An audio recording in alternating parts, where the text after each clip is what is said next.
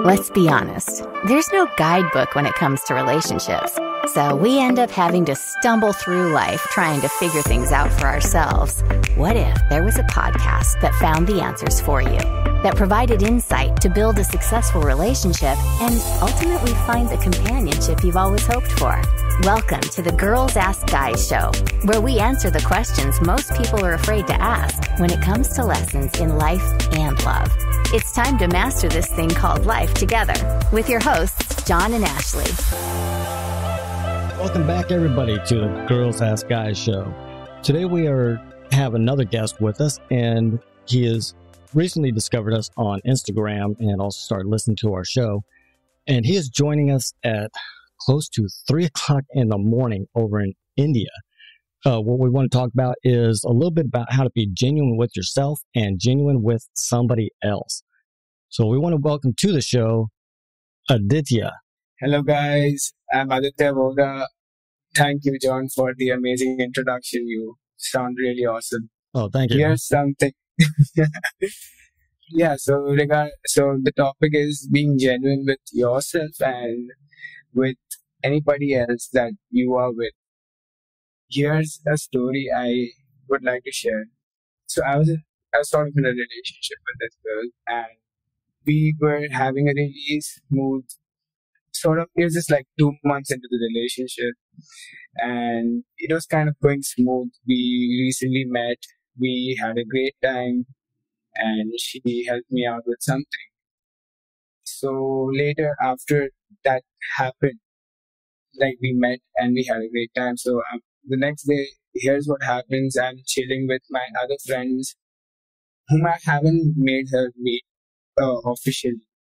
So they all kind of got jealous about the things that, she was kind of hot. So like my friends kind of got jealous, and they kind of started implanting these negative seeds in my head regarding my relationship. And in a way that actually affected so it was kind of going good, but because it was a forced perception from somebody else, it totally screwed me over, and it put me in a very, very negative state.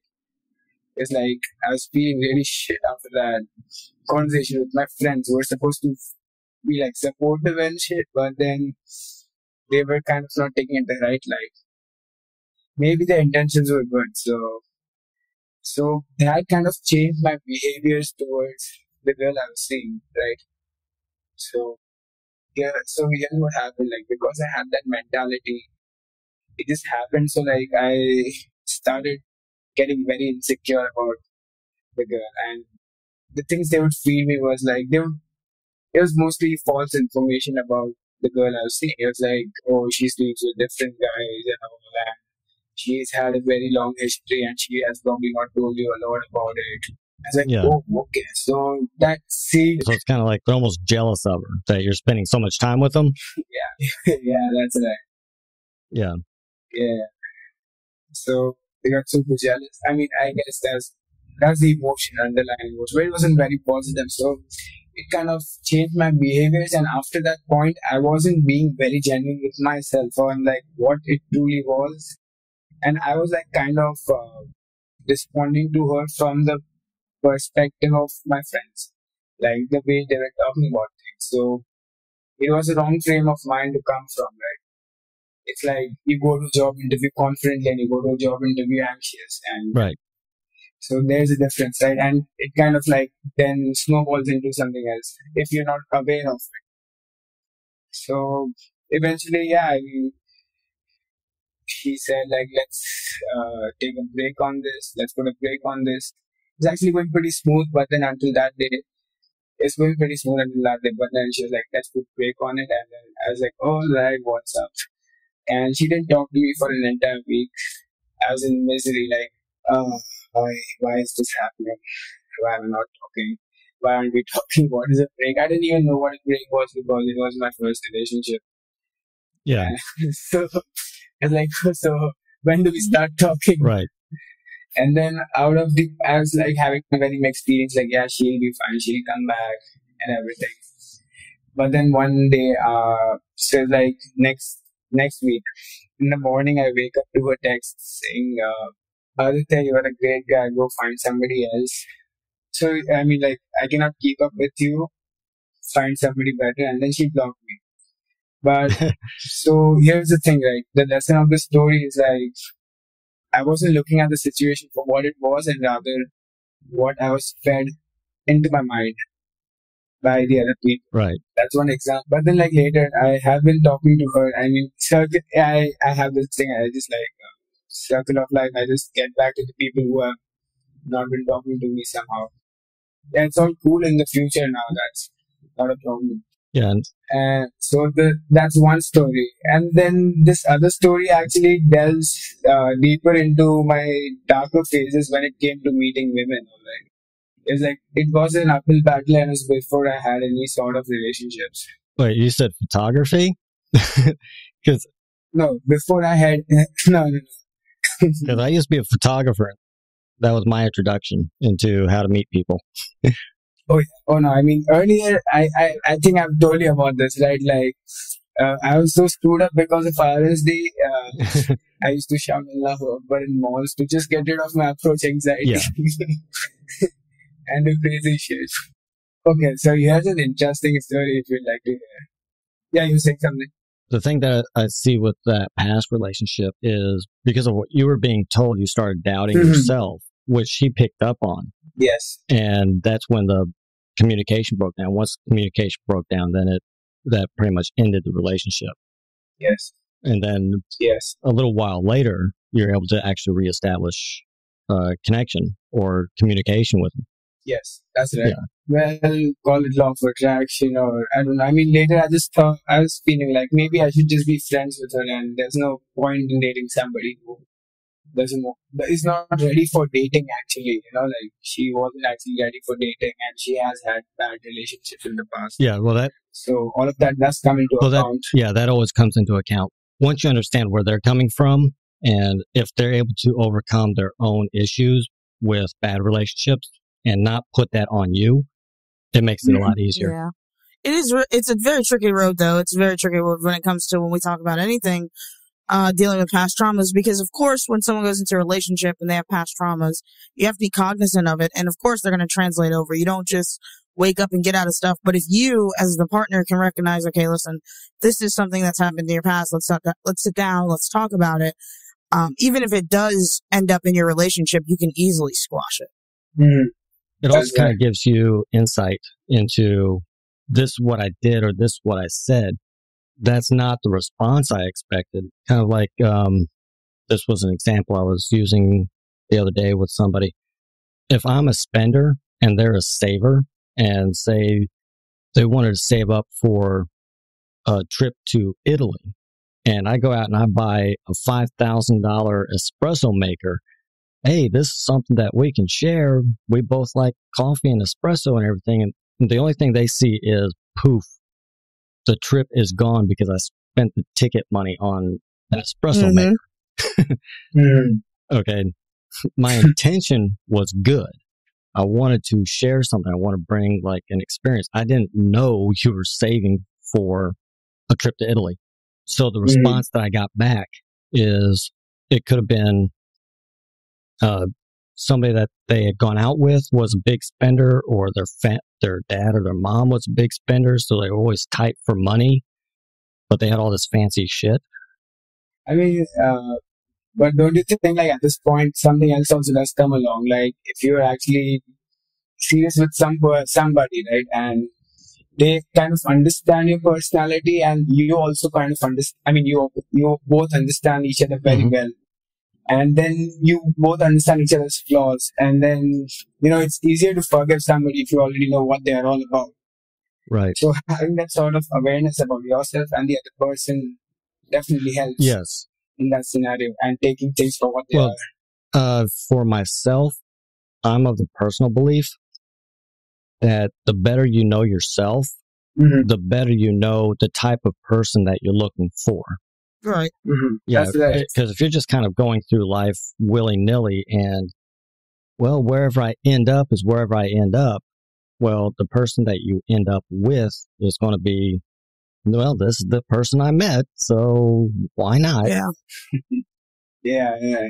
Why not? You'll just settle for anything, and that's like anybody who's ready to, just like spread their leg with you, and like you just sleep with them. Well, you know what kind of job you want to go for. Say when you were a little kid, you wanted to be a police officer, a fireman, or a soldier, or work in engineering or medical, or one of those fields. You kind of know when you're a little kid, ooh, that looks exciting. I want to do that. But if you kind of go through and you're just, you kind of go through life and it's, well, this place is hiring and that place is hiring, so I'm just going to apply for everything and hope, whatever comes into my lap. Yeah. And that's not a bad way to live life when you're younger and you're kind of exploring the things, because it's hard when there's millions and millions of occupations. And it's kind of like dating, right. There's millions and millions of people, so you want to test the waters a little bit. But then eventually, I'd say after about 3 or 4 years, you start to get serious. You say, okay, I want to pursue a career in this. Now, if you want to be like a police officer or a firefighter, usually they know early on, and they start at a very young age trying to pursue that career path. But if you don't know what you want to be, same thing if you don't know if you're in a relationship, you're going to mosey around from relationship to relationship. And when you finally decide to get serious, you have to sit down, you have to take a really good look at yourself and say, this is what I want to do. These are the steps I'm going to take to become that. Right. Exactly. So that is why, like, defining your why, like, why are you doing this? Why are you getting into a particular thing, a particular job, a particular relationship? To define that why is a very important thing, because it has to line up with how you feel about it. It has to line up with exactly. So here's the thing, right? I took up engineering after my high school, thinking like, okay, fine, I'll learn how to make mobile phones. But I didn't know the struggles of engineering. I didn't know the way things happen in engineering. I was just like going after the big ticket, like engineering. I'll learn how to make a phone, and that's the stupidest decision of my life, because I didn't look at the hard side of it. So here's the thing, right? If you are getting into something, you want to feel so if you're getting a product, right, you would want to get a feel of a product, right? Like, you would want to know what are the features, does it click with you, what are the good things and the bad things both. So like, being totally open to knowing both the good things and the bad things is very important, because that's how you will determine, like, if you actually have a feel for that thing, that person, that job, or anything for that matter. So defining that why you're doing it and knowing what happens exactly when you do it, and you know the process and you know the goal, it just makes it a lot more easy, and you don't bash your head on the wall all the time. Right. That's super important. Yeah. Myself and Ashley, I think the last show and a couple of shows back, we were actually talking about that, is you kind of have to know not only the good things about a relationship, but you also have to kind of take into account the bad things, how you solve an argument, or if something goes wrong, how can you come together to fix that? Exactly. Now, there are some things that are just unfixable, but the vast majority of it, a disagreement over where you're going to live, or an outfit, or how you spend some money, that stuff can be overcome. But you have to know how you're going to actually look at that. Really, we only think about the good things. Kind of like what you said. You were looking at the big items for engineering. You didn't really look at the small things, all those little tiny things that you have to, that comes with it. And the same thing is with the relationship. Exactly. I don't think it's easy to really go for the idea of everything's going to be great and then sometimes everything's going to be awful. It's a matter of, okay, we're going to make this as great as possible. But when the bad things happen, are we just going to throw it away? Are we going to sit down and talk about it? How do we go about that? And I think when it comes down to it, it's complete transparency. And the more transparent you are with yourself and, the more self-aware you are, the easier things like that get. Yeah. And like in a relationship, it's like, it's not always great. I mean, it's like when you're in a relationship, it's not like you both are two different people. It's like, if the connection is strong enough and you feel the other person is totally worth it. Now, that is also another thing where genuinity comes in, that like, if you are actually being honest with how you actually feel about the other person. So if it is worth it, then the bad things are a very small thing. It's like, if you have a really big vision about things, right? So you won't be frustrated over a small parking ticket you got, or how rude the grocery guy was. So, if you really have a big vision, if you really have to go to work and if you do some really important shit, and if the other person in a similar fashion is really worth it, right? So all those bad things don't really count. I mean, like, they're just stupid. Like, it's like, would you mind spending $5 for $1 million lottery? I mean, that's just ridiculous. Right. Well, one of the biggest things for myself as far as relationships are concerned, looking back on past relationships, is finding somebody who's willing to be 100% honest, and they're not going to try and cover things up. And it's hard to, it's easy to say, it's hard to do, because we're scared of being judged. So you have to be aware of that and not judge somebody because they like something or it's kind of out there in left field someplace, and you're just like, I'm not sure if I want to talk about that because that's kind of weird. But if they're open and honest about it and you can accept it without judging them, it builds that connection even deeper, because then they start trusting you and they start feeling safe with you. Exactly. That's like, if you really have that strong connection with the other person, like, I think judgment is like a very, very far-fetched thing. Like, if the foundations are strong in the relationship, then, okay, so here's the thing, like, you need to know why are you getting into something. But at the same time, you also need to know why is the other person doing something. Right.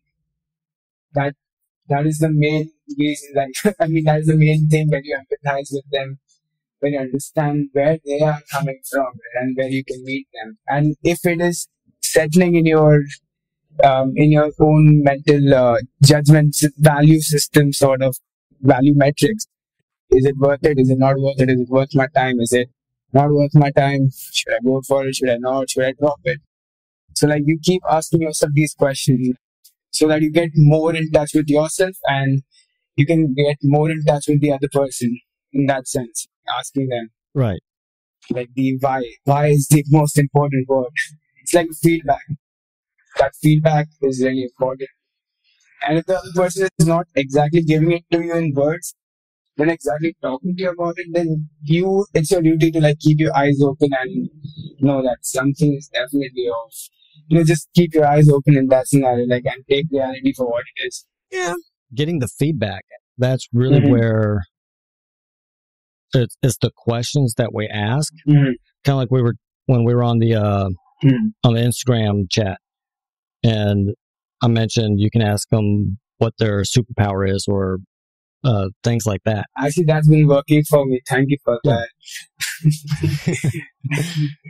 Well, when you get that feedback, or when they tell you that, you can follow it up with, really, why is that? And as you said, like, so here's something that I've uncovered, like, after you said that, when you ask the person what kind of superpower would you have, you're secretly trying to analyze what kind of a person they are. Right. Like, so after you ask them the superpower, they're gonna be telling you a story about, like, why do they want something.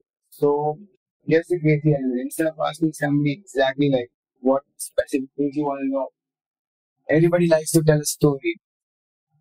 Sometimes those questions are designed more just to break the ice. I mean, I wouldn't take somebody's superhero answer and analyze them per se, because, I mean, they may just want to be the Hulk because it's green and that's their favorite color.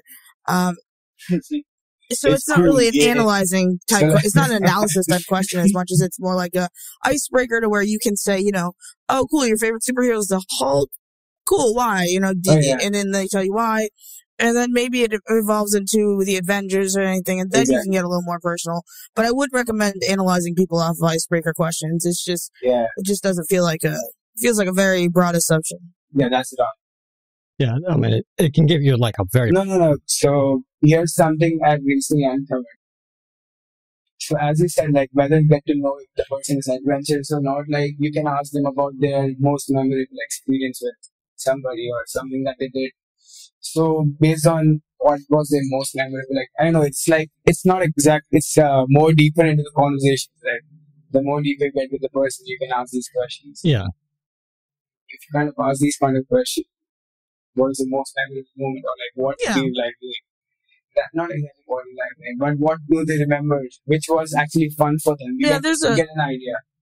or like what is Yeah, very there's a bad for process them. to ask questions as far as I'm concerned, where you start with icebreakers, you get deeper and deeper. But when you're doing that, you want to make sure that you're doing it in an appropriate amount of time too.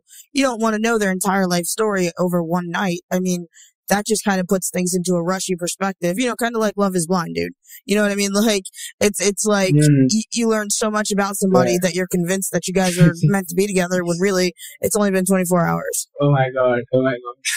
Yeah. Or the show. I mean, like, I totally understand. Or that this whole quarantine situation has been something like that. So here in India, I've been talking to quite a lot of temporary people. So dating apps, to Instagram. And some days it happens, so like I'm talking to this one person and the entire day we'll be talking, we get to know ins and outs of each other's lives. The next day we're not interested. Like, I know you, and what's more? So like we're not talking after that. Or you had that show, I'm not sure if they've done a second season. Taking your time with the other person. Yeah. Well, you take a look at that show, right. What the Love. Mm-hmm. And What the Love. Okay. I'm not sure if they've done a second season, but if you look at how they help those people overcome their own insecurities, and they changed them from the inside, then they changed them on the outside. And then when they went to go meet somebody, it was very easy for them. And the conversations that they had were more open. And it's because they were more confident with themselves in their own mind, but also they felt more confident because they had done that external change as well. So that kind of factors into also the types of questions that you ask and how comfortable that other person feels with you. And the comfort is the name of the game, really. It's kind of like you want to make sure that they're comfortable, but you also want to make sure that they're not giving in. You know what I mean? Like, 'cause sometimes you can mistake comfort, or you can mistake shyness and someone being timid for comfort. And when you're, determining their comfortability level, it comes with their willingness to answer questions and almost at length to a certain degree. Not where they're writing a whole entire John Grisham novel, but they're able to speak about it without saying, "Oh my God, is this person going to judge me?" That's right.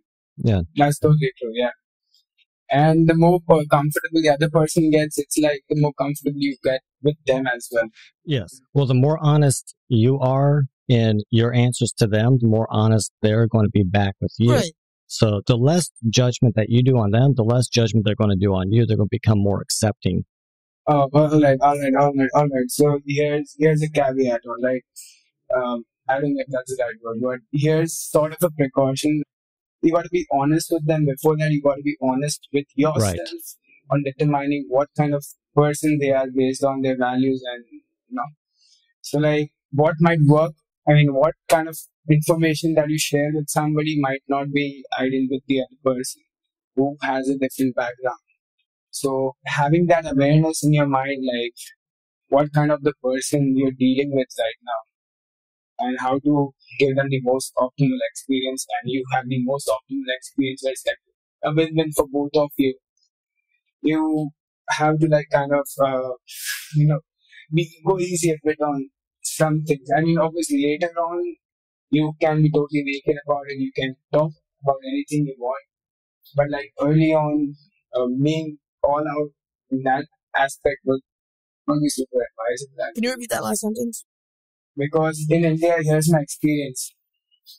Going all out and, being honest and telling everybody about yourself. Everything about yourself. So here in India, here's the example of it. So there are two kinds of women. I guess that's everywhere, but like in India, it's much more, it's almost like capitalism. Poor gets poorer and the richer gets richer. But anyway, it's like there's this one shy girl who's from a strict family background. She doesn't get to go out at night. She hasn't had a problem with the parents. The parents have completely trusted in her. So here's what I noticed, like me being a guy who has, been sort of in both arenas. In my own life, I've been like that shy guy who was like super strict parents, to like getting some level of freedom later on in my life. And it has something like, you just can't talk about your life explicitly with the shy girl. Like, so suppose I'm into weed and I am into casual shit, alright? So if I talk about those things to her, she'll probably be afraid. Like, what is up Well, with you this shouldn't guy? talk to people. He I seems mean, pretty scary. you shouldn't and I really don't like wanna have to have that feeling of that sense of judgment. I mean, even if there's two types of women or two types of men, I mean, we live, in America where there's 18 types of everything. And so what I mean is that person, if they're interested in you, they're not going to judge you. They're not going to think twice about it. And they probably already know. When it comes to small things like that, I mean, you can't, I don't know, you can't really hide who you are, and you can't be afraid to be who you are just because you want somebody to talk to you. You also can't modify who you are. Okay, that actually, yeah, that's right, right. I mean, I'm just talking about the initial part of like when you're meeting that person, like later on, as you get comfortable with the person, everything does eventually get out and you obviously get to know each other. Why would you want that? Like having that awareness, like what clicks with. Why would you want, like if I'm getting to know someone and they pretend to be, or not even pretend, they appear to be something, and it turns out as I get to know them, they're totally different. To me, that's a giant red flag on their personality. So I think being transparent in the beginning makes more sense. And I'm not saying, like I said, tell your whole entire life story. Just be honest. If she says, do you smoke or drink? And you smoke or drink, don't say, yeah, but I'm trying to quit. Just be honest and say yes. This way, as you guys get deeper into a relationship and your alcoholism isn't going anywhere, nobody's surprised. That's right. So, I mean, so that's not exactly, I mean, I guess I came off as really wrong in that. I think what I actually meant is like, okay, fine, never mind. It's all right. It was kind of making sense in my head, but never mind. You're right. Actually, you're right about that. But there's also where you started off was you do have to be honest with yourself.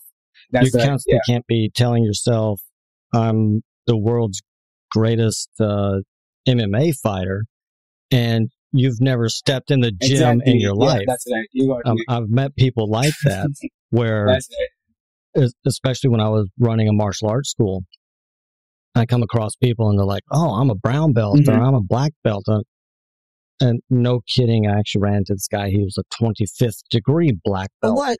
I was like, what the That's heck? insane. He was actually, he was doing it as a joke, but I looked at his belt and I was like, what Like he had 23, 25 bars on his black belt? And he has 20. That's insane. That's your whole belt.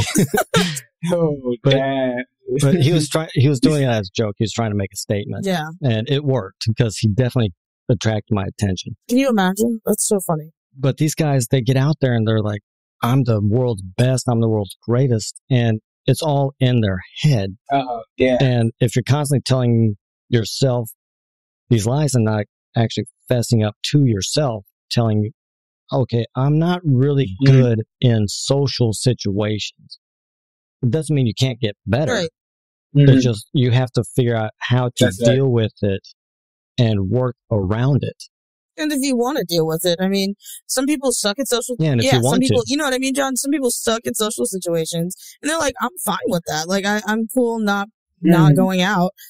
Yeah, it's kind of like getting up on stage. Some people, it's not going to happen. Some people, they'll fight through it, and some people are like, give me the mic. I'll rock a stage. That's how I am. I love a stage. I love a good stage, man. And I get stage fright. That doesn't mean, when you're good at something, it doesn't mean you're not afraid of it. I think there's just a exhilarating factor that comes with it. And it's the same with dating. Just because you're not the best at talking to women or men or whatever, it doesn't mean that it's not as exhilarating, and it's just really fun. Yeah. Yeah. It's just a matter of, well, it's kind of like, you mentioned your own, social anxiety, and you actually had to kind of break through that to realize, okay, it's not as bad as I thought it was. It never is. That's right. And walking up and talking to somebody, I mean, even with as many people as I have met, and still going up and doing that very first opening word. Yeah. I still get those little butterflies. It's not as great as it was 10 years ago, but they're still there. I mean, everybody gets the yips. You know what I mean? Yeah. Like everybody gets scared about something, and it's nerve-wracking. The idea of introducing yourself, saying, "Here I am. Do you like me? I like you." It is like sometimes the worst feeling. But once you get over that initial step, it becomes fun. And that's really what dating should be. Dating should never be a chore. It should never be a hassle. It should always be very fun for you, just like it is for the other person. I mean, that's exactly, And the more honest you are with yourself, and the more honest you can be with that other person, it actually becomes even more fun because there aren't as many doubts anymore. Yeah. You're just like, okay, this is who I am. And it saves a lot of energy from your part as well, like pretending not to be, it's not something you are. Because like if you have a first start, you constantly have to put in energy to keep up that. And then it becomes stressful, and then it's the opposite of enjoyable after that. When you have to constantly keep up the first start that you're not this, but you're still doing that. You're not being honest with it just because the other person is, you think that they're very attractive, but you're like ruining your mental health over them. So that's also annoying. So like, just being honest with, it's like, it just adds up. It's like, it's a universal system. Like everything comes back to zero. It doesn't go up, it doesn't go down. It just comes back to its own stable position. Yeah, and I think, and that's where you want to be. Along those lines, because I've had questions where I was talking with a girl and we get on the topic of the type of people that they're looking for. It usually comes up. So what type of person are you looking for? That's probably the only question I do not directly answer. And I have to follow it up with them. I have to explain it to them. Once I do, they're like, oh, okay, that makes sense. What I tell them is I really don't answer that, because if somebody actually likes me and they want to get to know me better, and I tell you, I'm looking for somebody who's adventurous, I'm looking for somebody who is intelligent, they will actually change themselves to fit the profile that I'm looking for. And you don't want that. You want someone, and I don't want that. Yeah, when someone says, what are you looking for? I mean, you can't really answer that, because if they don't, if they see potential in you, like you said, they're going to morph into somebody totally different. That's why I avoid that question altogether. If I say, what are you looking for? It's more like, are you looking for a serious relationship? Are you looking for like a hookup? I don't really dive too deep into personality traits because I want to see that person as that person. I obviously selected to go out with you because I find you interesting. Now show me why, and not in like a prove me wrong kind of sense, just to show me what's going on. Exactly. And like, it comes up in the conversations and the stories you tell each other as well. So it does, you can definitely understand another person like by the talks they have, and by, I mean, it's a very direct question to ask them, like, what are you looking for? Because you might be missing out on something else which is much better than what you're actually looking for. So you never know to a point, because like on our website, I have the 14 traits that I'm looking for. Now there's the 4 that I absolutely want. I don't disclose those, but some of those, there's 4 of them that they have to have. Then there's like maybe 5 or 6 that are negotiable. Then there's some that are nice to have. Then there's those that are like the glitter at the party. Okay. So I don't want somebody morphing into what they think I want, because then it becomes totally fake. And with that, I'm able to filter based on the answers, the body language, the facial expressions, the tone of voice, all of that feedback that they're giving me. That's why I was saying, when you get good enough at it and you know almost precisely what you're looking for, within 15 minutes, I can tell they have enough that I want to actually pursue this, or there's too much missing. It was nice meeting you. So that's great. Like, you are pretty aware in that sense, John. Like, you totally know what you want, and you have had that conversation with yourself that this is what I want from the experiences I've had. I guess I'm still too young to figure that out right now, to be honest, because I'm in the exploratory phase. That's the perfect time. Well, no, not really. Not really. Because if you know what you want now in 10 years, it could change, because you're going to have different life experiences. It could be different education. You've gone out with different people. You've experienced different things. So like my list, it's not the same list that I had 10 years ago. It's a completely different list than I had 15 years ago. It's just one of those things that constantly evolves. It's just that I've narrowed it down from 50 traits down to 20 traits, down to 18, down to 14. I'm just like, this is what's really important. The other stuff, it was superficial. I really don't need it. It's pretty much a waste of my time trying to find that. So you can actually start off with a definition of who you are today and then come back to it a month later and you're like, what was I thinking? And you can update that definition. So it's constantly evolving. It's kind of like your own taste in music. What you like when you were 9 years old, you don't necessarily like today. And you're kind of like looking at it and going, why did I like that?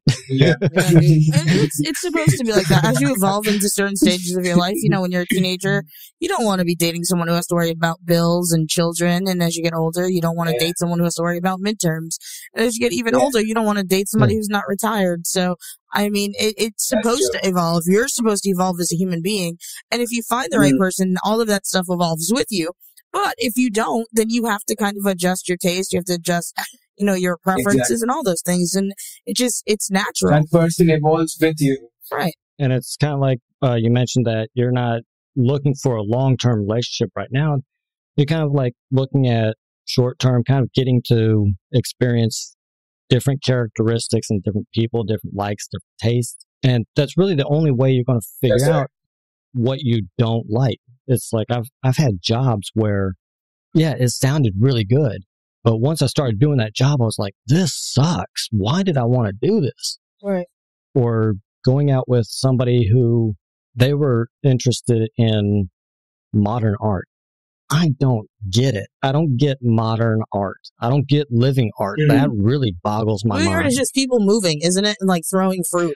It's just human activity. Yeah, it's human activity, and they kind of like strike different poses. No, we have that. Each pose is supposed to mean something. We have that different. art basel every year, and someone always ends up getting hurt because they don't realize it's a performance. I think someone got shot one year. It's crazy. Living art, it just boggles my mind. It doesn't make sense to me. I like my art to look like art. You know what I mean? Like when I see it, I want it to look like fucking art. I want it to be like, I like a good old classic painting. I don't need all those shapes. I don't need to figure out the abstract design behind it. I just want it to be pretty. It's that simple. That's pretty much I don't know why people make art so damn complicated. but I don't, but it's the same. It's the same way with relationships. You go out with this type of person and you're just like, ew. No. Or you go out with somebody and and it's not until a month or maybe 3 weeks later, you discover this trait that they have and you're just like, okay, I never want to deal with that again. But then the self-awareness part, it takes practice, right?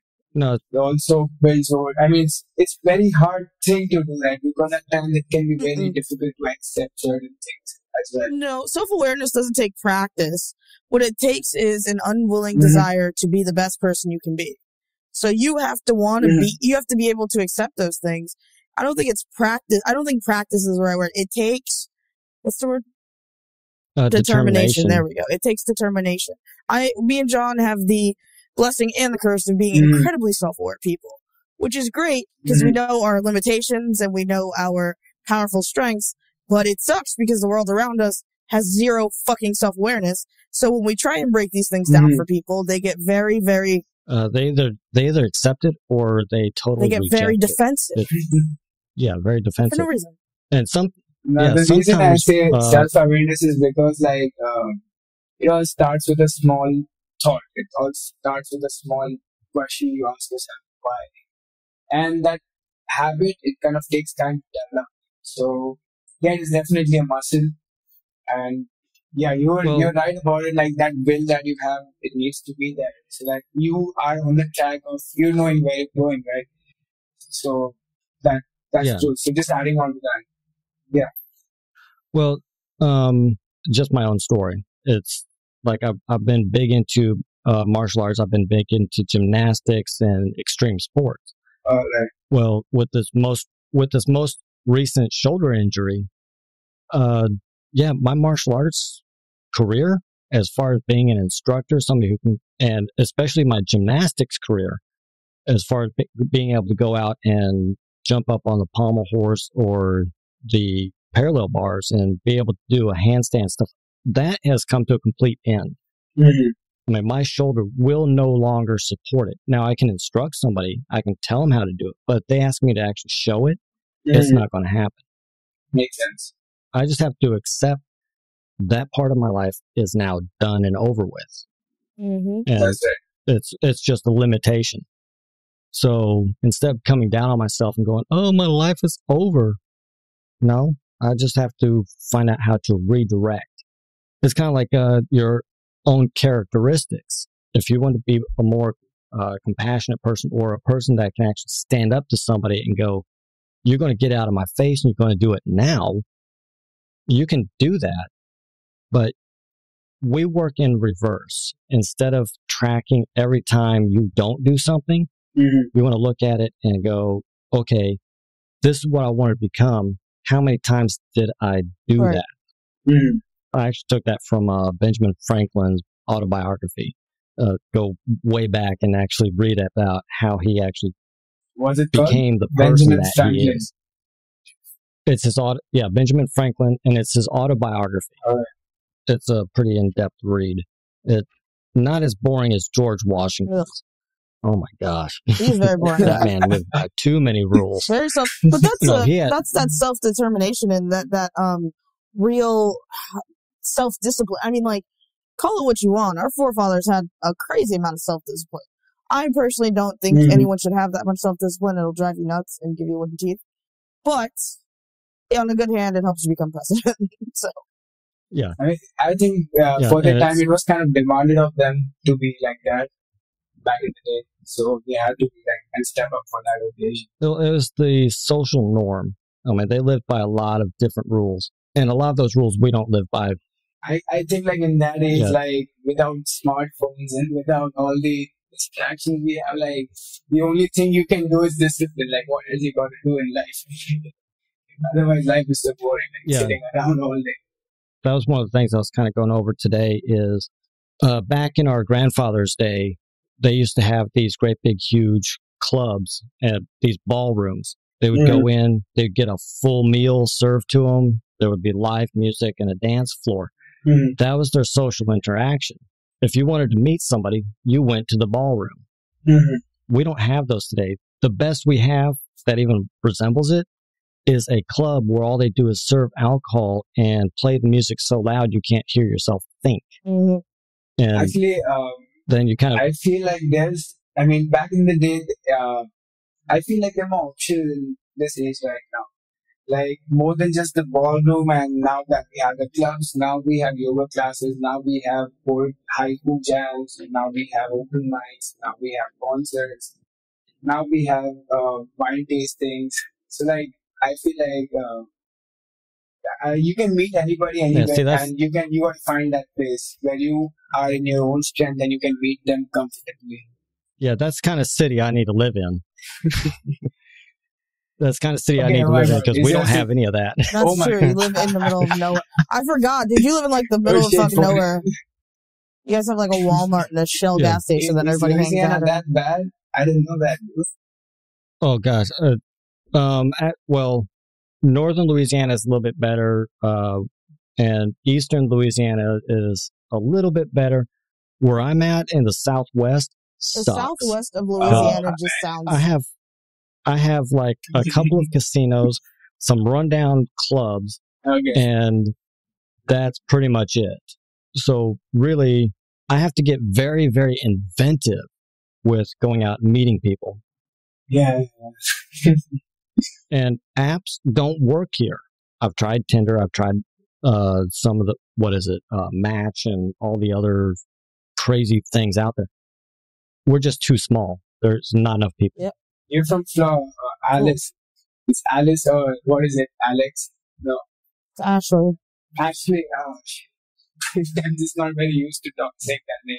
What about you? What's the scene in your city? Oh, I live in the Wild West, man. Like, South Florida is where it's at. We party hard. We go to jail harder. You know, we fuck with alligators. It's fun. It's really fun. It's too much fun, actually. That's kind of the caveat. It's like, yeah, it's like the exact opposite of where John lives. So we both have the worst of the spectrum. Something a little bit in the medium where it's like quiet town without clubs going off 24/7 is awesome. Mm-hmm. So when it comes to trying to meet somebody, Ashley has a little bit easier than I do. when I say I have to get inventive, it really, I have to get very inventive. And what are your views that's on why I marriage say, like as of now with the situation you're in? well, what I do is I'm very in person, and I've realized that it doesn't matter where I go. I could go to a laundromat. I can go to a store. I can go to a market, movie theater. It doesn't matter. I can go just about anywhere and meet anybody. But in order to do that, I have to come in very low underneath the radar where I'm not raising any red flags because they're not looking at trying to meet anybody. They're trying to go out, get what they need, and go home. So I have to be very cautious and I think very you got my cognizant of question that. wrong. I'm sorry to interrupt. I asked, like, what are your views on getting married as of now? I'm open to it. It's not something, it's not like I don't have like an end goal. I know people, they have like, I want to have a relationship in a year, and that's their goal. And some people, they're like, I want to get married and I want that to happen in the next 3 years. That's too much pressure. Just let it happen. I mean, if it happens, great. But if you're out there and you're trying to force it, other people are going to pick up on it. They're going to pick up on that vibe. You're just becoming too intense. I guess it also depends on the off. environment. Like, I don't think like from where Ashley is, like anybody would think about marriage that much. No, everybody, marriage is a normal thing that people think about. It's just you party while you can, and then you hope to meet somebody and settle down. It's like partying. If you think partying as a job, you do it from like 13 to 24, and then you settle down. Okay. All right. But there's also different views on it as far as you have like the formal, where you go to the church, you have the big ceremonies and stuff like that, and everybody gets dressed up. But then you also have more of the internal, the more intellectual, where you've just been with this person, and in your mind and in your heart, you feel married. You don't need that big formal ceremony or anything. It's just, this is good. This is where we like to be. And it really depends on the person. For myself personally, I'm either way. I'm open to it. It's just that I'm not putting in kind of time frames or I'm not stressing over it. I don't see a big rush. If no rush needs to be there, then why rush it? It's kind of the same thing with relationships. Why rush it? Enjoy it while it happens, live in and that be open moment. to the possibility of more. And if you live in that moment before you know it, and you guys are really enjoying that moment, before you know it, it's been a year and a half, and you're like, holy shit. It's like, and damn, dating isn't like a thing. It's not even a thing you think about. You guys aren't even dating each other anymore. You're just together and enjoying each other's company. Yeah, you're growing together. And it's really how I look at it, because a lot of people, they're looking for that person and they're like, they need to complete my life. I'm not looking for anybody to complete me. I'm more than complete by myself. I actually have multiple personalities. That's right. What I want that person to do is enhance my life, make me want to become better. Or give me a reason to become better. Yeah, like you said, make me want to become better. Yeah. Like when you see someone, you say, I want to give them my all. I want to give them my 115% versus someone who just expects it. I think that's another big caveat that people have, is that when you get, or not a caveat, a big issue or a confusion people have. You think, well, this person's going to whip me into shape. You should already be in shape. You should just see that person want to get into better shape and never stop evolving until you're into like perfect Adonis conditions. Yeah. So, like, having a person who shares the same mindset with you and gels with you on majority of things is kind of really important thing there, because you don't want to be having conflicts about almost everything. You're gonna have conflicts no matter how similar you guys are.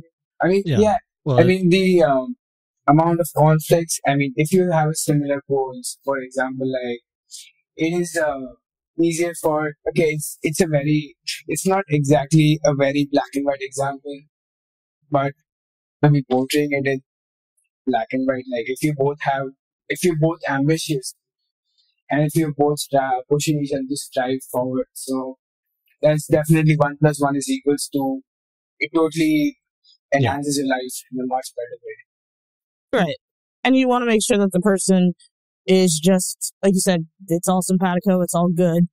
But they also have that balance to where if you're losing your shit, they're not afraid of you. I think that's the biggest problem with a lot of relationships is people are afraid of each other. And they're afraid that someone's either A, like we said before, gonna see who they really are because they've been lying this whole entire time. Or B, they're afraid that if they're honest and they're, open, that they don't feel good enough. So it's all a mess, really. But if you are able to navigate through it, it becomes fun and you have no second thought about it. Makes sense. So here, I have a question for you. I have a question for you guys. Yeah, I have one last question. Alright, so here it goes. I have this really, really strange feeling that I'm kind of interested in this kind of relationship where it's open, the other person with it, the person I'm seeing is open, and I just want to be emotionally involved with that person, but on the physical level, I could be with anybody, but I have their heart and they have my heart. So, do you think that kind of a relationship is possible any form, or is it happening? It is possible. Mm-hmm. Well, I know people who are in those kind of relationships. For myself, personally, it doesn't work for me. And that's only because of my own personal views and my own personal takes. Now, I can date lots of different people, but as far as having that close physical, intimate connection, that's only reserved for just one person. So I can go from dating a lot of people, and then once I find the person that I'm looking for, become monogamous. And I'm not seeing anybody else. That's me. Actually, she has said many times on this show, she is very monogamous. So it's like one person done. Explicitly. Yeah. I don't have the energy and I don't trust anyone else. And I don't think it makes sense to date somebody who's sleeping with somebody simply because, there's this thing going around and they're called diseases and I'm not a fan of them. And I also enjoy the idea of monogamy. So I mean, if it works for you and you guys have that kind of trust, by all means, go for it, explore it, be open and honest with each other. But I mean, I'm just not into the idea of trusting someone to use protection when they sleep with someone else. You really have to be honest with yourself. And that's where that just being very true to who you are. You can try it, but if you're not being true to yourself, expect to have very deep heartache. Makes sense. Because you want to get closer to that person, but that person is divided amongst you and somebody else, or even a third or fourth person. So you have to explore it for yourself. And I would just go into it with a lot of caution because you can come out of it and now it could be the best thing ever, or it could be crushing. It's hard to explain. I mean, this kind of scenario, tried that? In my head, it only applies when you both are physically very far apart, right? If you're obviously with each other, then I don't see I mean, as you said, there's no point in seeing other people and it just takes longer. But if you guys are far apart, I just want to get it out. Well, for myself, I really don't find it takes a lot of energy, only because I'm very upfront about it. I'm very honest about it. And I do have boundaries that I don't cross unless that person meets the traits what I'm looking for. The easiest way to put it. They have. I mean, so you never had a phase like the one I described, where you want to explore that? No, I have. We're talking many years ago, and it was just not for me. There was just too much going on, and I was investing myself in them more than they were investing in me. At least that's how it came off. And it was a very hard point in my life in order to get over that, because I was like, I don't get this. But, well, all you have to do is just be more open. I'm as open as I can be, but you're not being as open with me. You're sharing yourself emotionally with 2, 3, 4 other people. Easiest way for me to describe it, and I have to go to movies with it. If you have a movie and you have the hero and one villain, the entire story is surrounded by that hero and one villain. Now, if you take a hero and you have 2, 3, 4 other villains, they have to divide it up and try and paint the picture of all the 4. So the movie really doesn't work because you're not as invested in those villains and you don't understand their motivations because there's just not enough time to build the story. Mm-hmm. I guess that's true. I mean, I'm just taking advice from you on this part right now. Yeah, and regarding this, really, there is no 100% answer that we can possibly give you. Just understand that you have to be honest with yourself, and it could work out. It could be something that you want to pursue as a lifestyle, or it could go the other way, and it can be like crushing because you're not getting back what you are putting into it. Makes sense. All right. Yeah. So it's 5 a.m. in India right now. I think we covered quite a bit of stuff that we haven't really covered in depth. We've kind of like spot covered it here and there. So, I mean, it was a very good topic. I agree. I'm glad. Yeah. Absolutely. It's also great to hear it from other cultures because, like we discussed on the Instagram video, what works here in the United States doesn't necessarily work over in India or even... That's important. I hope you had that. Yeah. I hope you had that because that actually took a lot of time for me to like actually understand the game, and it took a lot of years basically. Right. So yeah. And even what works there doesn't work over in Germany or France or England or down in Morocco. I mean, different cultures operate differently. That's right. That's one of the reasons that we set this up the way we did is that it works pretty much internationally. There's really no, I can go and ask somebody in England or France or India, how do you like that tea? Is it any good? It works there because I'm not coming on strong. Exactly. Like the courses that we discussed earlier, how those work. Okay, yeah, you guys heard it here first. We have covered a myriad of topics. I think that's the word. Today we've had a fan on. It's really fun. Don't forget to like, rate, share, subscribe, tell a friend, send a carrier pigeon, and go to the store, check the website, sign up for the course. All the things that we have, our basic requirements for being fans of the show. If you do want to be on the show, it takes probably about 2 minutes, as you've heard from the last 2 guests. Just let us know what the topic is you think you'd like to cover. And if it's super unique, we'll bring you on immediately. So, that's pretty much it. Hopefully you guys are doing well. States are starting to open back up. Everyone's, throwing fits over these masks, but also I think they look cool because I have masks that match everything now. Fashion happening. Yeah, see, all it took was a pandemic for me to start becoming a fashionista. But if you guys can, just, like I said, like, share, rate, subscribe, love us, like us, and tell all your friends about us. That's awesome. Thank you so much for having me on the show. Of course, man. Oh, not a problem. Hope you have a great day, night. I'm in a different time zone. Well, Nice. we're going to have a good night. Hopefully you have a good day. And with that, we'll talk to you on the next one. That's all for this episode of the Girls Ask Guys show, where all of us learn to master this thing called life together. For more answers to your questions on life and love, be sure to subscribe to the show so you don't miss a single episode. And head to girlsaskguyshow.com to submit your questions for a future episode or apply to be a guest on the show. Good luck out there, and we'll catch you next time, right here on the Girls Ask Guys show.